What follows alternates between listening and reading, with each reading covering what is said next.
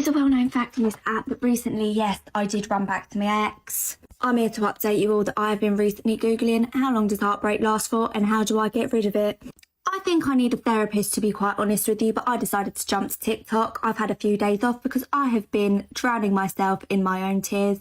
I have been howling, crying in my car. You know what I mean by howling, like a Wolverine. To anybody that has heard or seen that, I apologise. There is not much more I can do other than apologise. I have been, yes, looking in the mirror and asking myself, why are you such a cunt and a dumb bitch? Because you knew it would end like this. But I didn't think it would hurt this much. Because I didn't remember the last time hurting this much. Maybe it did, but I clearly got over it and then I've put myself back in this situation again. So honestly, it must be someone is lacing my tobacco with and that's the only explanation for my behaviour. Sorry, I just think I'm too stupid to understand this. Anyways, if you're going through heartbreak, stay strong. We are strong. Holy, lay off the 5-hour energy, woman. Your last relationship probably didn't work out because your ex probably had to go to the mental hospital after listening to you all day. So I think I'm ready to start dating, like, for real. But that puts me in a little bit of a pickle because while I'm excited to start dating, I'm also terrified. See, for those of you who ain't been in these streets for a minute, you might be thinking, don't be afraid. There's plenty of fish in the sea. See that sea that you're talking about? It's been completely contaminated by radioactive pollution, killing all the fish. Men aren't the ones who ruin dating. You know, it's become essentially a national sport to trash on men. When you approach dating as a man, women expect you to be completely absent of any kind of, like, standards. You're expected to just, like, sit there and agree that, you know, when they tell you that you're inherently corrupt because you're infected with that toxic masculinity patriarchy. And the fish that have survived have turned into these zombie-like creatures whose sole purpose is to suck out your very soul. If you know, you know. So while I do want to date, what I don't want to do is have to get on a dating app and then have to weed through who's a narcissistic sociopath or not. And do you think men don't have to deal with that? You know, dudes are out here wondering if she's trying to date him or if she's just trying to date his bank account. I don't want to have small talk. I don't want to sit and waste valuable minutes of my life listening to you tell me about shit I really don't give about. Because you're over here talking about, like, astrology and love spells and how you think you've manifested the man in front of you and that's how I came to be sitting in front of you at dinner. Come on, man. let's face it, we're just leading up to the moment where you eventually ghost me anyway. What's a girl gotta do for some romance? I want sparks, I want passion, I want butterflies.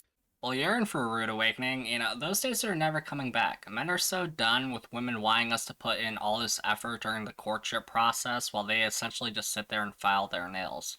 Nope. Apparently I can't even have those anymore because it's just my body telling me I'm in danger. I'm trying really hard not to die alone, but come on. Meet me in the middle here.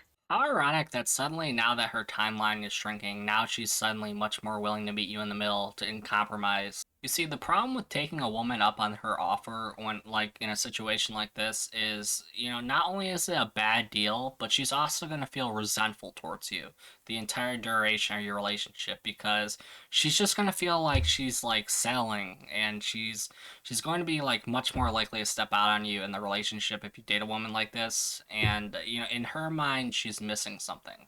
So I feel like I'm in this very awkward place in my life where I don't want the toxic men, like, stay away from me. Thankfully, I'm no longer attracting you guys. But I am attracting the nice guys that have absolutely nothing wrong with them. I mean, obviously everyone has something wrong with them, but, like, they're just so good. And I'm like, why am I not into you? This is why therapy should be free, because I clearly need it.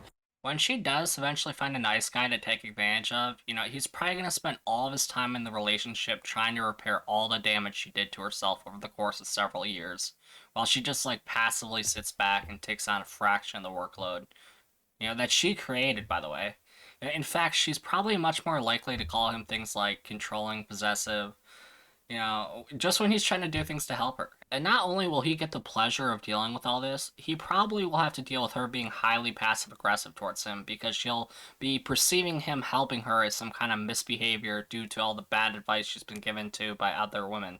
Unfortunately, a lot of men will gravitate towards women with a lot of issues because of their own self-esteem and insecurities. And honestly, if you're one of those guys, I just have to tell you this.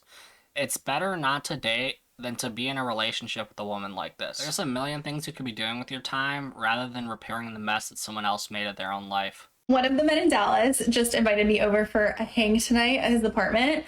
Obviously, I immediately said no. I think it's funny is I used to look at these invitations and be like, oh, like he wants to hang out with me. Like not everything needs to be a date, blah, blah, blah. Which in the long run is true, but like not after a couple of dates. Like a hang at someone's apartment is just not going to cut it. Like it's so low effort. And I feel like in the past, You know what's low effort? You as a woman literally making no suggestions or giving us any kind of clue of what you enjoy doing, even after we've asked you directly multiple times. It's time to stop!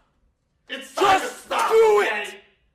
No more! Don't let your dreams. Where the are your parents? Yes, Who are your parents? tomorrow. So I'm gonna call Child do it. Protective Services. Make It's your time dreams to stop! come true. Just If you don't like his decision for the date, then maybe you should dispense with the princess syndrome and make a suggestion of your own. If you want us to make all the decisions, that's fine, but don't complain we're not doing enough when you're literally doing nothing. I would have been like, oh, I want to say yes because like I want to go over and like see someone I vibe with. But like, no, just like, no, you set the standard by saying no. I'm sorry, but if you're tired because of the kids that you chose to have, bitch, me too, man. This shit's stressful. You know why I don't think it's talked about enough? Single parent households.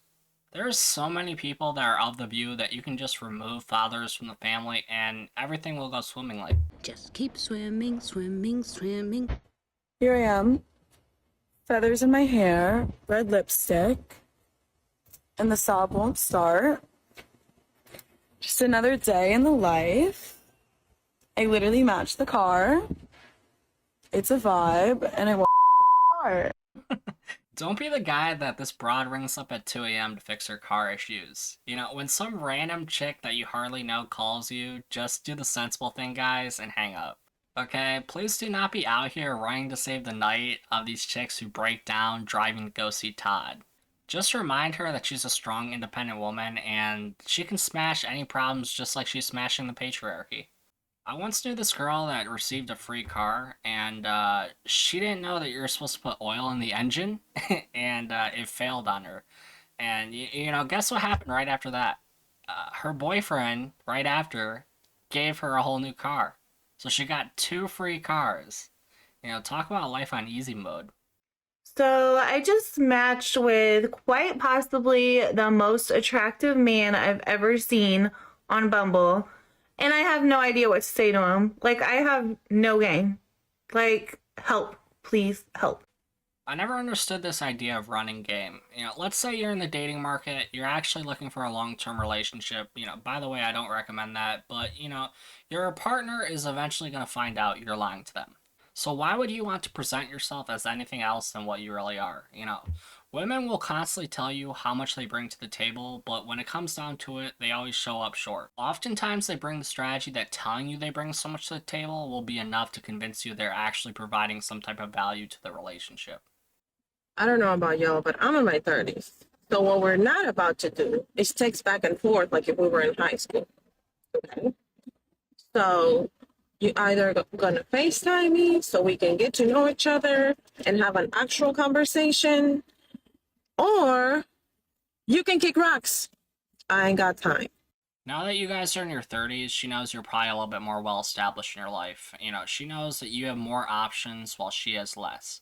She doesn't want you giving your attention to other girls, especially younger girls. No.